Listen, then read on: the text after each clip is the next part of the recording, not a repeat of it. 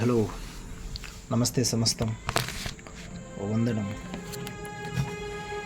అభివందనం. సమస్తం ఒకసారి రోజువారీ మనం చేసే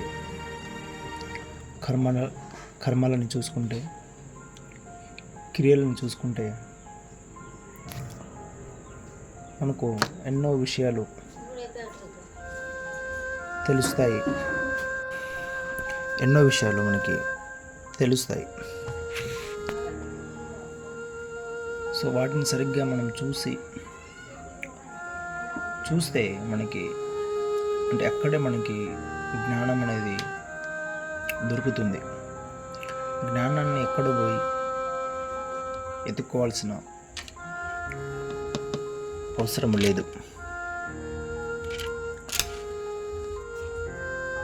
మనము పొద్దున్నే లేచి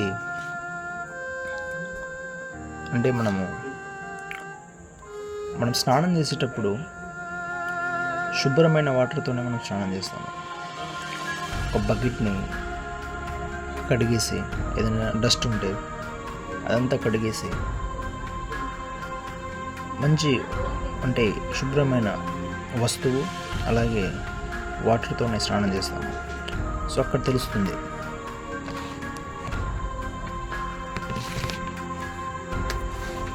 అలానే మార్నింగ్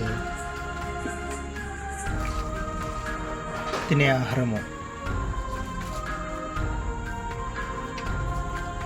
సో అది కూడా శక్తివంతమైనటువంటి ఆహారమే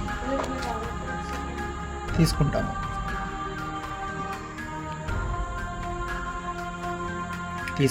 తింటాము. ఎవరు కూడా విషం ఇచ్చేటటువంటి ఆహారాన్ని ఎవరు కూడా తీసుకోరు కదా. ఇంకా ఎవరు కూడా ముళ్ళు ఉన్నటువంటి మార్గాన్న ఎవరు కూడా నడవరు.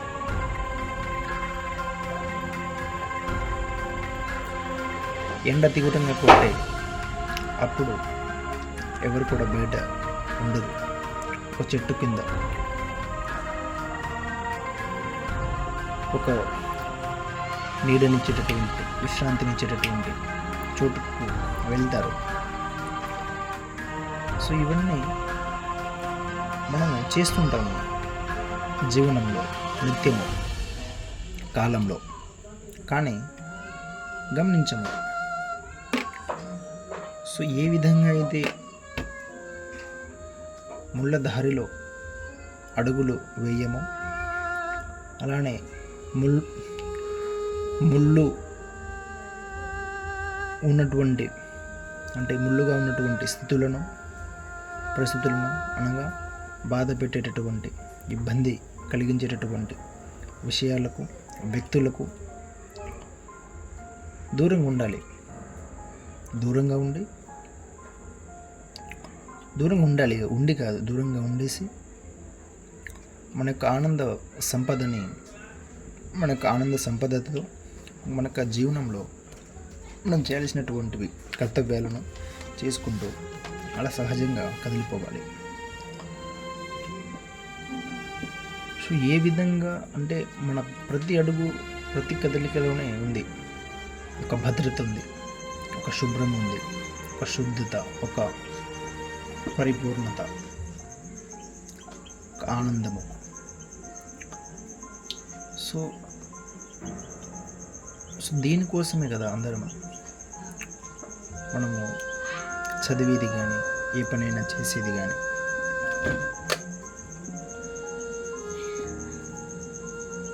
సో ఇటువంటి విషయాలను జీవనము ఏ విధంగా ఉండాలి, ఎలా ఉండాలి అని ఎక్కడో పోయి ఏదో చేయాలి, ఏదో పొడి చేయాలి అని కాకుండా, నీవు ఎక్కడుంటే అక్కడ నీ చుట్టూ ఉన్నటువంటి నీ యొక్క శరీరాన్ని చూడు, తెలుస్తుంది. నీ ఇంట్లో ఉన్నటువంటి సామాగ్రిని చూడు, తెలుస్తుంది. అన్నీ మనకి జ్ఞానాన్ని ఇస్తాయి. దేన్ని కూడా డిస్టర్బ్ చేయకుండా ఉంటాయి. సో జీవనం బాగుండాలంటే వ్యక్తిగతంగా మనం బాగుండాలి. వ్యక్తిగతంగా ఫస్ట్ వ్యక్తి అనే అతను బాగుండాలి.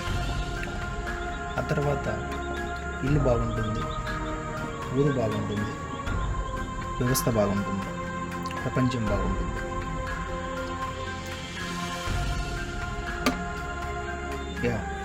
ఇది.